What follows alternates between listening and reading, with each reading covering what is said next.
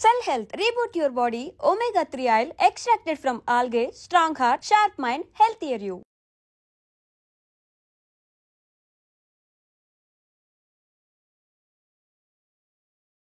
నమస్కారం, welcome to I dream. Health talks with Vijitha కార్యక్రమానికి స్వాగతం. ప్రస్తుతం మనతో పాటు ఉన్నారు డాక్టర్ వి ఆదిత్య రంగనాథ్ గారు. ఇప్పుడు వారితో మాట్లాడి మరిన్ని విషయాలు తెలుసుకునే ప్రయత్నం చేద్దాం. నమస్తే అండి. నమస్తే మ్యామ్. అయితే కొన్ని ప్రత్యేకమైన పొడులు ఇంట్లో తయారు చేసుకొని అవి పాలల్లోనో వేడి నీళ్ళల్లోనో కలుపుకొని తాగటం ఈ మధ్యకాలంలో చాలా మంది చేస్తున్నారు. ప్రత్యేకించి లవంగాల పొడిని కూడా పాలల్లో కలిపి తాగుతుంటారు అని చెప్పి విన్నాను. నిజంగా ఇలా తాగడం కరెక్టేనా? తాగటం వల్ల ఏమైనా ప్రయోజనాలు ఉన్నాయా? మీరు అడిగింది నిజమేనండి. అంటే ఇప్పుడు పాలల్లో చాలా మిక్స్ చేసుకుని అంటే హెర్బల్ టీస్ కూడా వచ్చినాయి యూజువల్లీ. ఇప్పుడు అవి కూడా మనకి ఏంటంటారు మన టీ బ్యాగ్స్ రూపంలో కూడా అవైలబుల్ ఉంటున్నాయి. అఫ్కోర్స్ సరే టీ బ్యాగ్స్ కొంచెం మనకి మంచిది కాదు, క్యాన్సర్ అంటున్నారు, జాగ్రత్త పడాలి. సో డైరెక్ట్గా హెర్బ్స్ తీసుకోవడం మంచిది. ఇకపోతే లవంగం, మన ఇంట్లో దొరికే లవంగం మీకు తెలుసుంటే కనుక మనకి ఎప్పుడైనా పిప్పి పన్ను వచ్చి బాగా పెయిన్ పెడుతుంది, ఆ నొప్పి వస్తుంది అని అన్నప్పుడు ఈ లవంగాన్ని ఒక 2 లవంగాలు మంచిగా చక్కగా మనం ఆ పంటి కింద పెట్టుకొని కొరికితే అందులోంచి వచ్చే ఆయిల్ మనకి పెయిన్ రిలీవింగ్గా పనిచేస్తుంది అన్నట్లు. ఆ పిప్పి పన్ను చాలా పెయిన్ కూడా మనకి యూజువల్ బాగా తగ్గిస్తుంది. అండ్ ఈవెన్ కొంతమందికి సెన్సిటివ్ టూత్ ఉండి కొంచెం ఏమంటారు ఆ నెర్వ్ ఎండింగ్స్ కూడా బయటికి ఎక్స్పోజ్ అయ్యి జివ్వు మన లాగినట్టు ఉన్న వాళ్ళకి కూడా ఈ మన లవంగాలు డైరెక్ట్గా పెట్టుకొని కానీ లేదంటే లవంగాలతో ఆయిల్ కూడా మనం చేస్తారు. సో ఆయిల్ యూజ్ చేసినా కూడా చాలా మందికి పెయిన్ రిలీవింగ్ గా పనిచేస్తుంది. సో ఇకపోతే ఈ లవంగాల్ని మనం మిల్క్ లో మిక్స్ చేసుకుంటే వచ్చే బెనిఫిట్స్ చాలా ఉన్నాయి. మెయిన్ అంటే చాలా మందికి ఇప్పుడు కన్సర్న్ అంటే ప్రజెంట్ జనరేషన్ లో కొంచెం ఫాస్ట్ ఫుడ్, తర్వాత రేడియేషన్ ఎక్స్పోజర్ ఎక్కువ ఉండడం వల్ల, తర్వాత work pressure or like whatever mental stress ఎక్కువ అవడం వల్ల చాలా మందికి కొంచెం ఫెర్టిలిటీలో ప్రాబ్లమ్స్, అది ఈవెన్ ఉమెన్ అవ్వచ్చు, మెన్ అవ్వచ్చు. అండ్ మెన్లో చూస్తుంటే ఎరెక్టైల్ డిస్ఫంక్షన్స్ అవ్వచ్చు. అండ్ లిబిడో అంటాం, అంటే కొంచెం లో డిజైర్ అనమాట, లో సెక్షువల్ డిజైర్స్ అంటాం. So libido. సో ఇలాంటివన్నీ ఇష్యూస్ ఉన్న వాళ్ళు యూజువలీ ఈ లవంగాలు వాడితే, అది కూడా మిల్క్తో వాడితే కనుక వాళ్ళకి చాలా బెనిఫిట్. అంటే ఫెర్టిలిటీని బూస్ట్ చేస్తుంది, అండ్ ఈవెన్ ఈ లిబిడోని బూస్టప్ చేస్తుంది.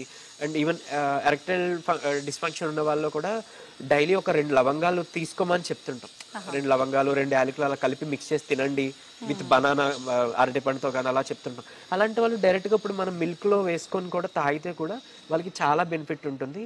And what ever like with in 1 monthలో వాళ్ళకి చాలా మంచిగా చేంజెస్, ఇంప్రూవ్మెంట్స్ చూడొచ్చు.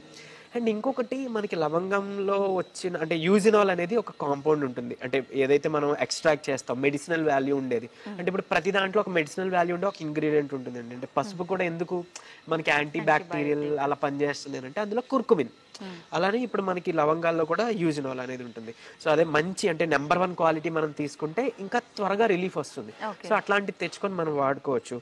ఇందులో మనకి యాంటీ మైక్రోబియల్ ఎఫెక్ట్ ఉంటుంది.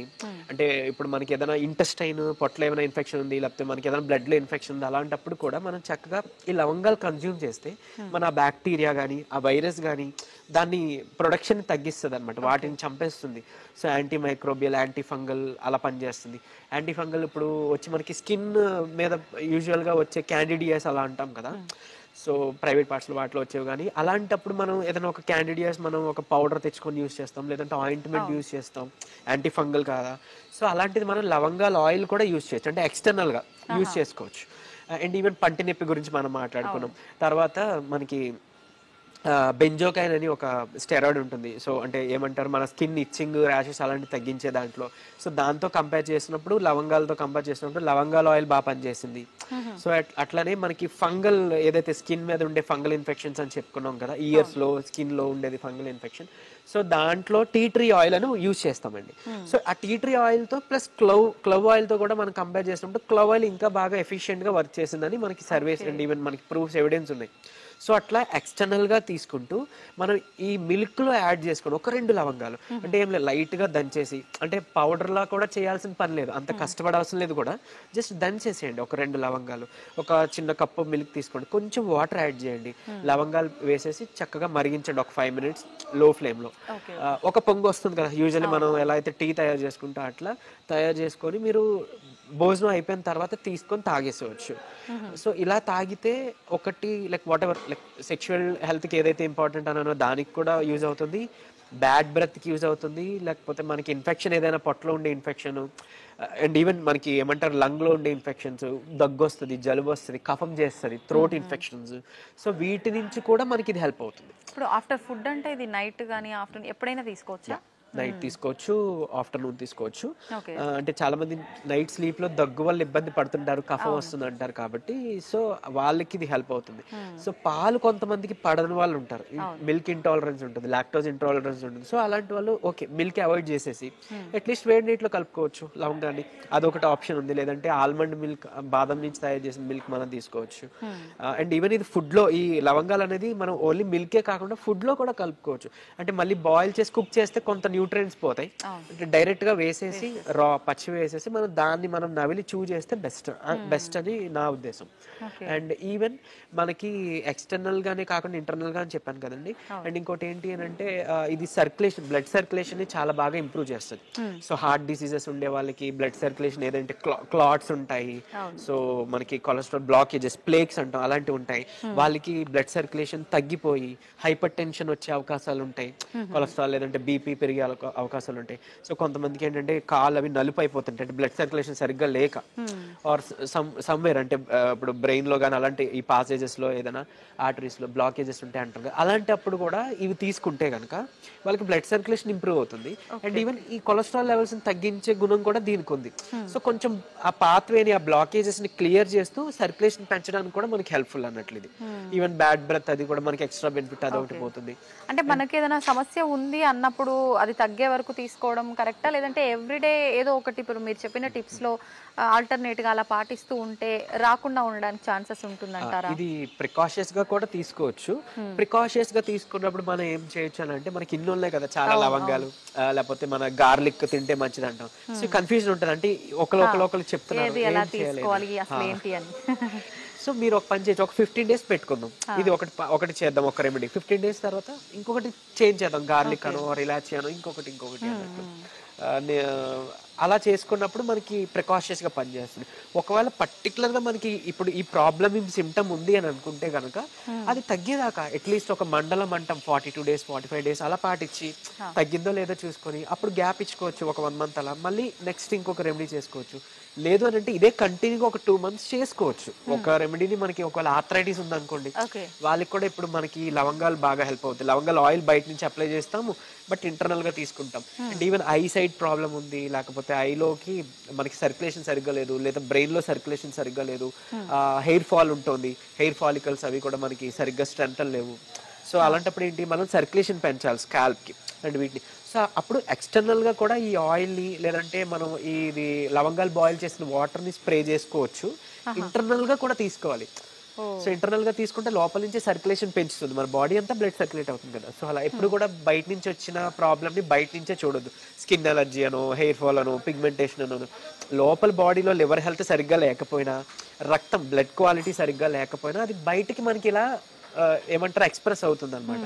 సో ఇంటర్నల్ గా తీసుకోవాలి, ఎక్స్టర్నల్ గా వాడుకోవాలి, అప్పుడే మనకి ఫుల్ బెనిఫిట్ ఉంటుంది. ఇప్పుడు మీరు ఎక్స్టర్నల్ గా అంటే హెయిర్ కి స్ప్రే చేసుకోవచ్చు అన్నారు కదా, అది ఎలా మామూలుగా మనం అంటే ఒక గ్లాస్ వాటర్ తీసుకొని కొన్ని లవంగాలు వేసేసి మరిగించాలి వాటర్ ని కంప్లీట్ కలర్ వచ్చేదాకా? కొంచెం ఒక గుప్పెడు అలా లవంగాలు తీసుకుంటాము. సో దానిలో కావాలంటే ఎక్స్ట్రాగా మనం ఆనియన్ పేస్ట్ కూడా మనం యాడ్ చేసుకోవచ్చు, లేదంటే డైరెక్ట్ గా దీన్ని యాడ్ చేసుకోవచ్చు. మీరు అన్నట్టు ఎయిదర్ వాటర్లోనైనా చేసి బాయిల్ చేయొచ్చు, లో ఫ్లేమ్లో ఒక 15 to 20 minutes అన్నట్టు, బట్ మూత పెట్టాలి, బికాస్ అందులో ఉండే ఆయిల్ ఎవాపరేట్ మనకు ఆవిరైపోతుంది కాబట్టి. సో అది కావాలి కాబట్టి. లేదు అంటే ఇంకా మనం దీన్ని క్యారింగ్ ఆయిల్ అంటాం, అంటే కోకోనట్ ఆయిల్, కొబ్బరి నూనె కానీ, ఆల్మండ్ బాదం ఆయిల్ కానీ, ఇలాంటి నువ్వుల నూనె కానీ ఇలాంటివి యాడ్ చేస్తే ఇంకాస్త మనకి ఇందులో ఉండే ప్రాపర్టీస్ త్వరగా ఆవిరి అవ్వకుండా స్టోర్ అవుతాయి అన్నట్లు. సో అలా అయినా మనం గాజు పాత్రలో షిఫ్ట్ చేసేసుకొని బాయిల్ చేసుకొని దాన్ని మనం ఆయిల్ అప్లై చేసుకోవచ్చు. ఈవెన్ జాయింట్ పెయిన్స్ ఉన్నా, లేకపోతే స్కిన్ అలర్జీ ఉన్నా అక్కడ అప్లై చేసుకోవచ్చు. ఈవెన్ పంటి నొప్పి ఉన్నా కూడా మనం ఒక 2-3 spoons నోట్లో వేసి ఆయిల్ పుల్లింగ్ అంటాం, బాగా ఫ్లష్ చేయాలి. అలా ఒక 10 minutes ఆయిల్ పుల్లింగ్ చేసుకున్నా కూడా మనకి పంటి నొప్పి, ఓరల్ హెల్త్ బాగుంటది, మైక్రోబ్స్ అంటే బ్యాడ్ బ్యాక్టీరియా ఏదైతే ఉందో అది చచ్చిపోతాయి. సో అట్లా హెల్ప్ అవుతుంది అన్నట్లు. ఇంకొకటి ఈ ఆయిల్లో కలిపి మనం బాయిల్ చేస్తున్నప్పుడు డబుల్ బాయిలింగ్ అంటాం, అంటే ఒక పాత్రలో నీళ్లు తీసుకోండి, బాయిల్ చేయండి, అప్పుడు వేరే పాత్రలో ఈ ఆయిల్ వేయండి, అంటే కోకోనట్ ఆయిల్, నువ్వుల ఆయిల్ వేసి కొంచెం ఈ లవంగాలు యాడ్ చేసి దాని మీద పెట్టి మూత పెట్టేసి మనం స్టీమ్ చేస్తాం, అదే బాయిల్ చేస్తాం. అలా అయితే కొంచెం ఏమంటారు త్వరగా పాడైపోకుండా అందులో ఉండే ఇంగ్రీడియంట్, మెడిసినల్ ఇంగ్రీడియంట్ పాడవకుండా మనం స్టోర్ చేయొచ్చు. ఈ 2 పద్ధతులు వాడుకోవచ్చు. ఇప్పుడు ఇలాంటి పర్టికులర్ ఆయిల్ ఏదైనా పెట్టినప్పుడు వెంటనే హెయిర్ వాష్ చేయాలా? హెయిర్కి అయితే అప్లై చేసామనుకోండి, హెయిర్ వాష్ చేయాలా అవసరం లేదా అనే డౌట్ ఉంటుంది. హెయిర్ వాష్ చేయాలంటారా? ఇది మనం అప్లై చేసుకున్నాక, స్ప్రే చేసుకున్నాక రాత్రి అంతా ఉంచేసుకోవచ్చు. చక్కగా స్కాల్ప్ కి వెళ్తుంది కదా, మనకి పడుతుంది, సో అబ్జార్ప్షన్ బాగుంటుంది. లేదు అంత టైం లేదు, నైట్ కుదరట్లేదు, ఒక పిల్లో ఏదైనా పాడవుతుంది ఇలా ఏమైనా అనుకున్నారనుకోండి, అట్లీస్ట్ మార్నింగ్ పోనీ త్వరగా లేచి ఒక 40 to 1 hour ఉంచుకొని పోనీ అప్పుడు మీరు వాష్ చేసుకోవచ్చు. అండ్ ఇంకొకటి చెప్తున్నాను, అంటే దీని గురించి అడిగారు కాబట్టి, షాంపూస్ అంటే బయట దొరికే షాంపూస్ అంతగా వాడొద్దు దయించి. దానివల్ల కూడా మనకి ఏంటంటే ఈ ఫోర్ హెడ్ దగ్గర ఉండే పింపుల్స్ రావడం, బట్ హెయిర్ ఫాల్ అవ్వడం, హెయిర్ క్వాలిటీ తగ్గిపోవడం అవుతుంది. సో కుంకుడుకాయ ది బెస్ట్. కుంకుడికాయ చేసుకోవడం అంతగా కుదరట్లేదు, ఇష్టం లేదు అని అనుకుంటే మనకి రీతా పౌడర్ అని షీకాయ పౌడర్ రూపంలో దొరుకుతుంది. అట్లీస్ట్ దాన్ని తెచ్చి మనం పెరుగులో మిక్స్ చేసి లేదా పాలలో మిక్స్ చేసి షాంపూలో మనం యూజ్ చేయొచ్చు. లేదంటే హాట్ వాటర్లో మిక్స్ చేసి ఆ రీతా పౌడర్, షీకాయ పౌడర్ దాన్ని పెట్టుకోవచ్చు. అట్లా చేయండి. లేదా న్యాచురల్గా ఉండే వేరే ఏదైనా సమ్ ఆయుర్వేదిక్ న్యాచురల్ ప్రిజర్వేటివ్స్ లేనివి అలాంటి షాంపూస్ యూజ్ చేసుకోండి.